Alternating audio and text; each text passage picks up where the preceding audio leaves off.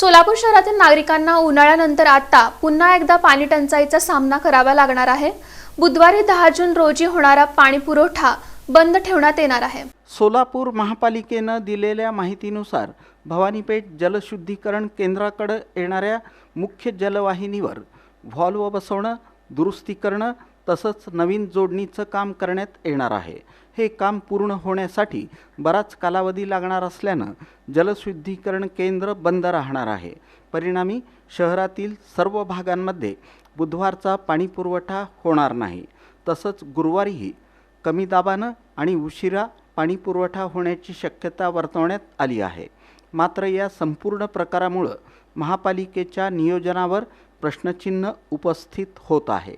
शहरात दर काही महिन्यांनी जलवाहिनी दुरुस्ती, गळती, व्हॉल्व बसवणं किंवा इतर कारणे सांगून पाणी पुरवठा बंद ठेवण्याचे प्रकार सुरूच आहेत।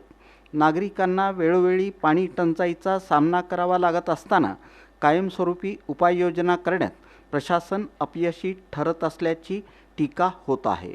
विशेष म्हणजे सोलापूर शहरात आधीच अनेक भागांमध्ये अपुरा आणि अनियमित पाणी पुरवठा होत असल्याच्या तक्रारी सातत्यानं समोर येत आहेत।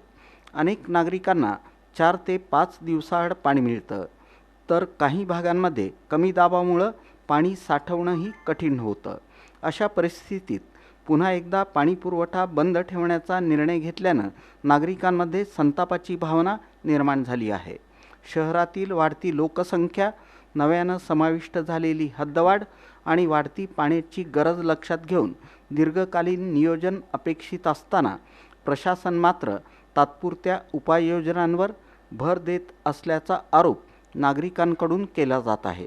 दरवेळी दुरुस्तीच्या नावाखाली पाणी पुरवठा खंडित होत असेल तर शहराच्या पाणी व्यवस्थापनावर गंभीर प्रश्न उपस्थित होतात। पाणी पुरवठा बंद राहणार असल्यानं नागरिकांना पिण्याचं पाणी, घरगुती वापर, व्यापारी आस्थापना, हॉटेल व्यवसाय तसंच रुग्णालयांना अडचणींचा सामना करावा लागू शकतो। अनेक नागरिकांना खाजगी टँकरचा आधार घ्यावा लागत असण्याची शक्यता असून त्यामुळं अतिरिक्त आर्थिक भारही पडणार आहे। दरम्यान महापालिकेनं नागरिकांना पाण्याचा काटकसरीनं वापर करण्याचं आवाहन केलं असलं तरी वारंवार उद्भवणाऱ्या या परिस्थितीसाठी जबाबदार कोण, असा सवाल सोलापूरकरांकडून उपस्थित केला जात आहे। शहराच्या पाणी पुरवठा व्यवस्थेतील त्रुटी दूर करून कायमस्वरूपी आणि विश्वासार्ह यंत्रणा उभी करण्याची मागणी नागरिकांनी केली आहे।